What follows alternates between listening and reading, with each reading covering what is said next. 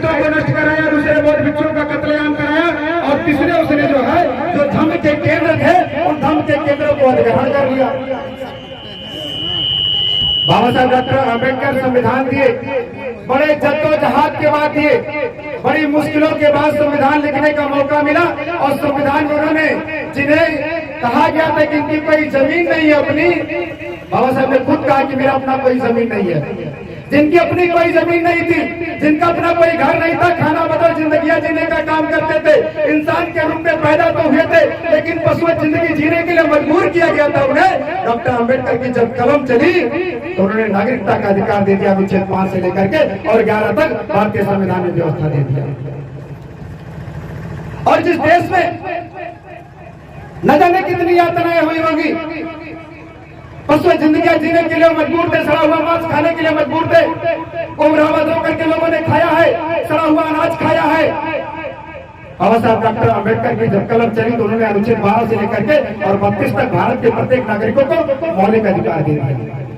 और उस मौलिक अधिकार में आज आपका मौलिक अधिकार छिनता चला जा रहा है। लेकिन बताइए, न तो कोई नेता आंदोलन कर रहे हैं और न ही कोई संगठन जा करके बड़े पैमाने पर आंदोलन कर रहे हैं कि जो आज अधिकार छीना जा रहा है, नौकरियां छीनी जा रही है, शिक्षा खत्म किया जा रहा है। जहां डॉक्टर अम्बेडकर ने अनुच्छेद 45 और 46 में लिखा था कि शिक्षा निःशुल्क और अनिवार्य होना चाहिए, अनुच्छेद 21 में उन्होंने लिखा कि शिक्षा निःशुल्क और अनिवार्य होना चाहिए। अगर शिक्षा निःशुल्क होगा तो गरीब का बेटा पढ़ लेगा, मजदूर का बेटा पढ़ लेगा, रिक्शा चलाने वाले का बेटा पढ़ेगा, कुंजा बेचने वाले का बेटा पढ़ेगा, सब्जी बेचने वाले का बेटा पढ़ेगा, मजदूरी करने वाले का बेटा पढ़ेगा, निःशुल्क अनिवार्य होगा। लेकिन आज क्या हो रहा? आज शिक्षा पर जहाँ निःशुल्क और अनिवार्य शिक्षा होनी चाहिए, आज सरकार उस शिक्षा पर 18% जीएसटी लगाई है। 18% जीएसटी है शिक्षा पर।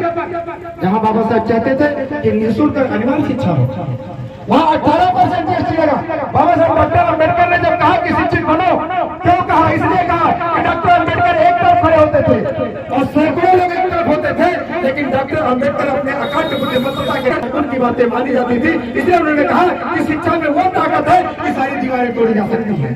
तब उन्होंने कहा था कि शिक्षित बनो, और शिक्षा को निःशुल्क दिया क्योंकि जानते थे गरीब तबके के लोग, मजदूर तबके के लोग वो शिक्षा कैसे देंगे अगर शिक्षा निःशुल्क और अनिवार्य नहीं होगा तो वो पाएंगे नहीं।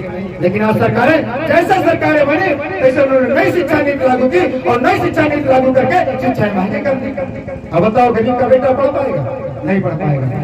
मजदूर का बेटा पढ़ पाएगा? नहीं पढ़ पाएगा।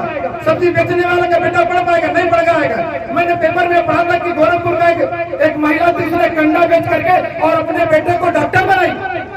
बताओ, कंडा बेचने वाले के बेटा डॉक्टर हो पाएगा? नहीं हो पाएगा।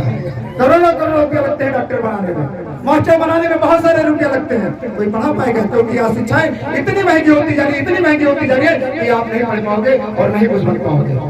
डॉक्टर अम्बेडकर चाहते थे शिक्षित बनो, लेकिन आने वाला दिन जो आपका अनुच्छेद 25 से लेकर के 28 तक आपको धार्मिक स्वतंत्रता का भी अधिकार है।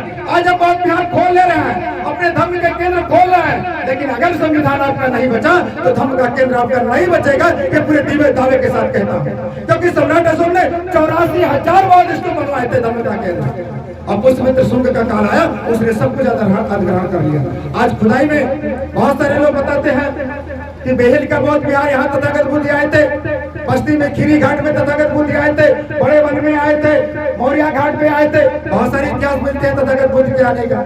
चोइलवा यही अभी एक खोज में मिला है कि आपकी निपनिया, आपका बस्ती के बगल निपनिया है, वो एकड़ में जमीनें हैं, उसे अभी पुरातत्व विभाग के लोगों ने उसे खुदाई में और ला करके उसे फिर चिन्हित कर दिया था, लेकिन उसका अधिग्रहण कर लिया। आपने देखा होगा कि भाई इतना बड़ा जो कईयों साल से मुकदमा चल रहा था वो बुद्ध की नगरी थी, उसे उन लोगों ने जबरदस्ती, जहां पेरियार ललाई सिंह यादव और रामचंद्र वर्मा जैसे लोगों ने सुप्रीम कोर्ट से वो व्यवस्था लाई, आज भी उसका जजमेंट है। आज भी जजमेंट है, 3 जजों के बेंच ने साबित कर दिया था कि वह काल्पनिक है। उसके बाद भी आज उनकी सत्ता है और देखो उन्होंने साबित कर दिया कि ये फला की नगरी है। तो मैं कहना चाहता हूँ कि सत्ता वह मास्टर चाबी है कि जिससे हर ताले खुलते हैं। जब आपकी सत्ता, जब सम्राट अशोक की सत्ता थी तो उन्होंने अपना राजधर्म माना था, जब आपकी सत्ता थी तो आपने राजधर्म माना। आज आपकी सत्ता नहीं है तो आज आपका बेटा, आपके भाई लोग सब लाचार बेबस। आपकी नौकरियां लेटरल एंट्री के माध्यम से 340 नौकरियां उन्होंने पिछले दरवाजे से दे दिया, ना कोई आवेदन ना कोई परीक्षाएं हुई। 340 आईएएस उन्होंने बना दिया सचिवों को लेटरल एंट्री से। सारी नौकरियां अंदर अंदर फिलअप की जा रही है। डॉक्टर लक्ष्मण यादव का एक सर्वे आया कि केंद्रीय विश्वविद्यालय जितने हैं उस केंद्रीय विश्वविद्यालय में ओबीसी और एससी के बच्चे नहीं है।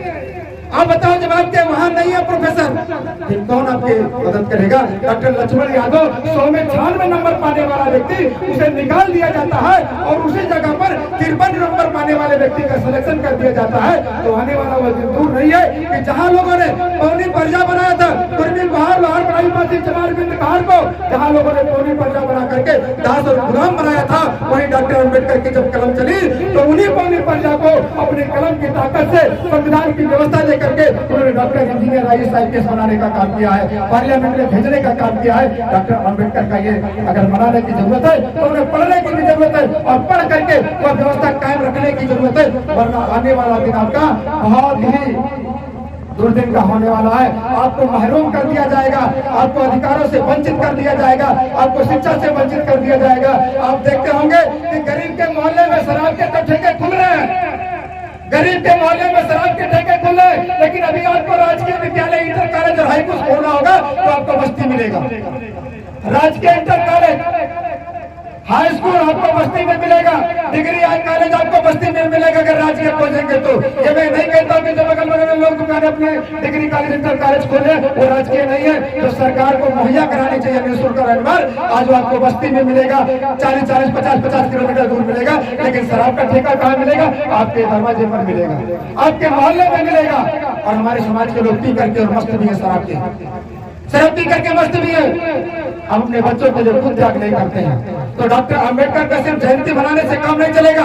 एक पीरियड में वो 2 जून टाइम करते थे, कईयों दिन भूखे रहते थे बाबा साहब। उनसे पूछो कि कितने मुश्किलों के साथ हम लोगों के हाथ खड़ा किया है कि हर मंच मिला, बड़ी मुश्किलों के बाद मिला है। इसलिए उनका जो त्याग बलिदान है वो जाया ना जाने दीजिए। 4-4 बच्चे उनके दफन, उनके 4-4 बच्चे मर गए दवा के अभाव में। किसके नाते? हम सबके नाते, हम सबके बच्चों के नाते। कफन तक नसीब नहीं हुआ, उनका कोई अकाउंट नहीं था बाबा साहब का, उन्होंने एक अंगुल जमीन कहीं नहीं खरीदा था। आज अगर जमीन खरीदने का अधिकार मिला है तो भारतीय संविधान के बदौलत। अब आप देखते हैं कि एक महिला आकर के कभी बाबा कहता संविधान बदलना चाहिए। अभी 4 दिन का वीडियो वायरल हुआ, एक महिला कहती है संविधान बदलना चाहिए। उसे ये अगर नहीं मालूम है कि संविधान ना होता तो मुझे बोलने का अधिकार नहीं था, क्योंकि महिलाओं को कोई अधिकार नहीं था। आज अगर संविधान के बदौलत उसे अधिकार है तो कहती संविधान बदलना चाहिए। वह व्यक्ति कहता है तो संविधान की एक लाइन तक नहीं जानता है, वो कहता है संविधान बदलनी चाहिए। और अमेरिका का चीफ जस्टिस जब 1964 में भारत में आता है और भारतीय संविधान का जब वो अध्ययन करता है तो भारत जाने के बाद अमेरिका में वह टाइम्स ऑफ इंडिया में लेख लिखता है कि भारत का जो संविधान है वो दुनिया का सबसे सच्चा और सबसे महान संविधान है। यह किताब अमेरिका का चीफ जस्टिस 1964 में देता है। और आज यहाँ मुठा टेक लोग कहते हैं संविधान बदलने की जरूरत है। संविधान बदल जाएगा तो हम सब बदल जाएंगे। बहुत ज्यादा ना कुछ कहते हुए, बहुत सारे वक्ता बैठे हैं, मैं अभी 2 जगह जाना है, लेकिन इतना जरूर